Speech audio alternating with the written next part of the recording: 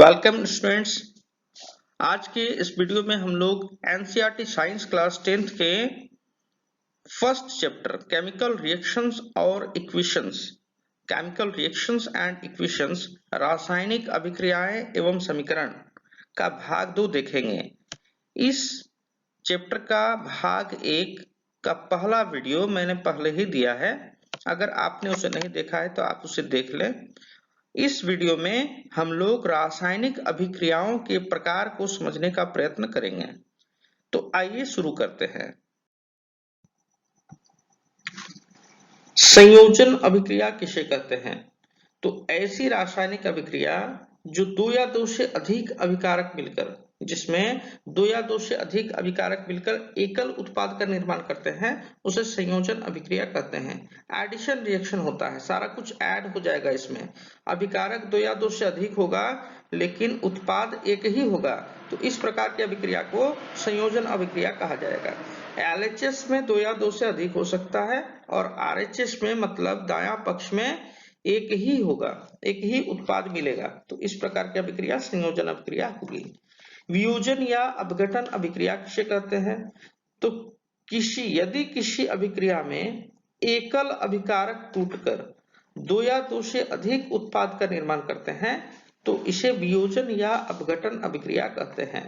यह संयोजन अभिक्रिया के जस्ट उल्टा है, डिकम्पोजिशन रिएक्शन। इसमें डिकम्पोज होगा, टूटेगा। अभिकारक तो एक ही होगा, मतलब बायां पक्ष में एक होगा अभिकारक, और उत्पाद मतलब दायां पक्ष में दो या दो से अधिक पदार्थ मिल सकते हैं, तो इस प्रकार की अभिक्रिया वियोजन अभिक्रिया होगी। वियोजन या अपघटन अभिक्रिया तीन प्रकार के होते हैं। ऊष्मीय वियोजन अभिक्रिया, विद्युत रासायनिक अभिक्रिया या विद्युत अपघटन अभिक्रिया भी इसे कहते हैं, और एक होता है प्रकाश रासायनिक अभिक्रिया। विद्युत ऊष्मीय वियोजन अभिक्रिया जो है, ऐसी वियोजन अभिक्रिया जिसमें अपघटन की प्रक्रिया ऊष्मा के द्वारा संपन्न होती है। ऊष्मा देने पर वह वियोजन अभिक्रिया होगा, डिकम्पोजिशन रिएक्शन होगा। हीट देने पर ही वह डिकम्पोज होगा। जैसे CaCO3 कैल्शियम कार्बोनेट, इसको चूना पत्थर भी बोलते हैं, चूना प्रस्तर इसको कहा जाता है। जब इसको गर्म किया जाता है तो यह CaO मतलब चूना, कैल्शियम ऑक्साइड और CO2 में चेंज हो जाता है, तो इसे हम वियोजन अभिक्रिया कहेंगे। ऐसी वियोजन अभिक्रिया जो ऊष्मा के द्वारा संपन्न हो रही है, इसलिए इसे ऊष्मीय वियोजन अभिक्रिया कहेंगे। आइए अगला देखते हैं। अगला है विद्युत रासायनिक अभिक्रिया या विद्युत अपघटन अभिक्रिया। ऐसी वियोजन अभिक्रिया जिसमें वियोजन की प्रक्रिया विद्युत धारा के प्रवाह के द्वारा होता है, उसे विद्युत रासायनिक अभिक्रिया या विद्युत अपघटन अभिक्रिया कहा जाता है। जैसे जल में अगर विद्युत धारा प्रवाहित किया जाता है तो वह दो भागों में उत्पाद के रूप में हाइड्रोजन और ऑक्सीजन में टूट जाता है, तो इसमें विद्युत धारा प्रवाह के द्वारा ऐसा हो रहा है, इसलिए इसे विद्युत रासायनिक अभिक्रिया या विद्युत अपघटन अभिक्रिया कहेंगे। इलेक्ट्रोलिसिस ऑफ वाटर, यहाँ एक एग्जाम्पल मैंने दिया है। अगला है प्रकाश रासायनिक अभिक्रिया। तो ऐसी वियोजन अभिक्रिया जो सूर्य के प्रकाश की उपस्थिति में संपन्न होता है, उसे प्रकाश रासायनिक अभिक्रिया कहेंगे। 2AgCl सनलाइट देने पर यह 2Ag प्लस Cl2 में चेंज हो जा रहा है, तो इसे हम प्रकाश रासायनिक अभिक्रिया कहेंगे। अगला हमें विस्थापन अभिक्रिया को समझना है, लेकिन उसको समझने से पहले हमें यहाँ सक्रियता श्रेणी को समझकर उसे याद कर लेना होगा। जो तत्व सबसे अधिक सक्रिय हैं उसे सबसे ऊपर लिखा गया है, और जो तत्व सबसे कम सक्रिय हैं उसे सबसे नीचे लिखा गया है। सबसे ऊपर वाला सबसे अधिक सक्रिय तत्व है, मतलब पोटेशियम सबसे अधिक सक्रिय अभिक्रियाशील तत्व है, और गोल्ड सोना सबसे कम अभिक्रियाशील तत्व है। इसे आप याद कर लीजिएगा, तभी आप विस्थापन अभिक्रिया को अच्छे से समझ पाइएगा, अन्यथा नहीं। इसको याद कैसे करना है? इसको KNaCl, सांकेतिक रूप जो इसको दिया हुआ है तत्व का, उसी को हमको याद करना है। सबसे ऊपर वाला जो सबसे पहले आएगा वो सबसे अधिक अभिक्रियाशील, उसके बाद आएगा वो कम अभिक्रियाशील तत्व होगा। आइए विस्थापन अभिक्रिया को समझने का प्रयत्न करते हैं। विस्थापन अभिक्रिया किसे कहते हैं? तो ऐसी रासायनिक अभिक्रिया जिसमें अधिक अभिक्रियाशील तत्व द्वारा कम अभिक्रियाशील तत्व को उसकी यौगिक से विस्थापित कर दिया जाता है, उसे विस्थापन अभिक्रिया कहा जाता है। जैसे देखिए यहाँ पर Fe प्लस CuSO4 दिया गया है। दो तत्व Fe और Cu को हमको देखना है। मैंने जो सक्रियता श्रेणी अभी दिखाया उसमें आप Fe और Cu को देख लीजिए।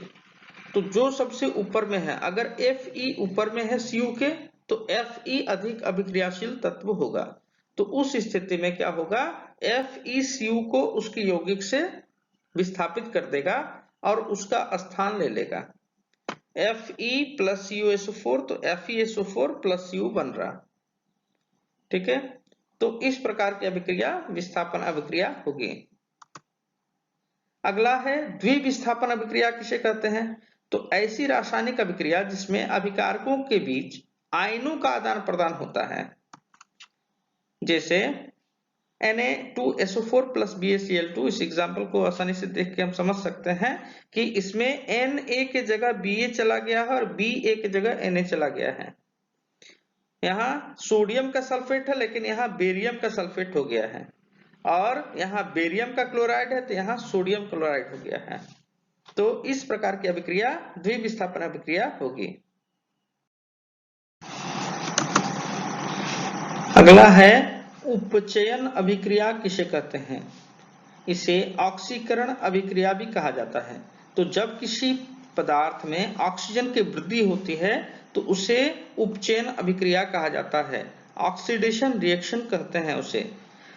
यहाँ एग्जाम्पल में कॉपर में Cu में ऑक्सीजन की अभिक्रिया हो रही है, तो Cu में ऑक्सीजन जुड़ जा रहा है, ऑक्सीजन की वृद्धि हो रही है। इसमें ऑक्सीजन नहीं है लेकिन एक ऑक्सीजन उसमें बढ़ जा रहा है। तो इस प्रकार की अभिक्रिया को हम लोग उपचयन अभिक्रिया या ऑक्सीकरण अभिक्रिया कहेंगे इंग्लिश में। इसे ऑक्सीडेशन रिएक्शन कहा जाता है।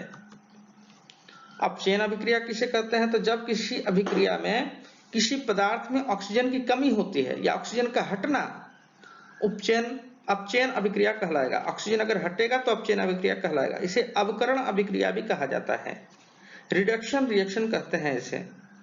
जैसे CuO, इसमें ऑक्सीजन जुड़ा हुआ है, हाइड्रोजन से रिएक्शन होने से क्या हो रहा है, ऑक्सीजन यहाँ हट जा रहा है या ऑक्सीजन कम हो जा रहा है, तो इसे हम रिडक्शन रिएक्शन कहेंगे, अवकरण अभिक्रिया कहेंगे, या अपचयन अभिक्रिया भी इसे कहा जाता है। रेडॉक्स अभिक्रिया किसे कहते हैं? तो यदि किसी अभिक्रिया में एक अभिकारक का उपचयन होता है तो दूसरे अभिकारक का अपचयन होता है। एक का अगर ऑक्सीकरण होगा तो दूसरे का अवकरण होगा। तो इस प्रकार की अभिक्रिया उपचयन अपचयन या रेडॉक्स अभिक्रिया कहलाती है। एग्जाम्पल को देख के समझ सकते हैं। CuO प्लस H2, CuO में O यहाँ जुड़ा हुआ है Cu में, और उसके बाद जब रिएक्शन हो रहा है तो उत्पाद के रूप में जो हमें मिल रहा है उसमें ऑक्सीजन नहीं है, ऑक्सीजन की कमी हो रही है। तो ऑक्सीजन की अगर कमी हो रही है तो यह अपचयन अभिक्रिया। हाइड्रोजन में ऑक्सीजन यहाँ नहीं है अभिकारक में, लेकिन उत्पाद में है, तो उत्पाद में आया तो ये जुड़ गया, ऑक्सीजन की वृद्धि हुई, तो इसलिए इसे उपचयन अभिक्रिया कहेंगे। तो हाइड्रोजन का उपचयन हो रहा है मतलब ऑक्सीडेशन हो रहा है, और कॉपर का रिडक्शन हो रहा है मतलब अपचयन हो रहा है। आपको केवल एग्जाम्पल भी एग्जाम में दे सकता है और पूछ सकता है कि कौन सा किसका अपचयन हो रहा है, किसका उपचयन हो रहा है। एग्जाम के दृष्टिकोण से बहुत इंपॉर्टेंट है, यह हमेशा एग्जाम में आता है। रेडॉक्स रिएक्शन, रेडॉक्स अभिक्रिया किसे कहते हैं? अगला है अवक्षेपण अभिक्रिया किसे कहते हैं? तो ऐसी रासायनिक अभिक्रिया जिसमें उत्पाद के रूप में अवक्षेप प्राप्त होता है, अवक्षेप का निर्माण होता है, उसे अवक्षेपण अभिक्रिया कहते हैं।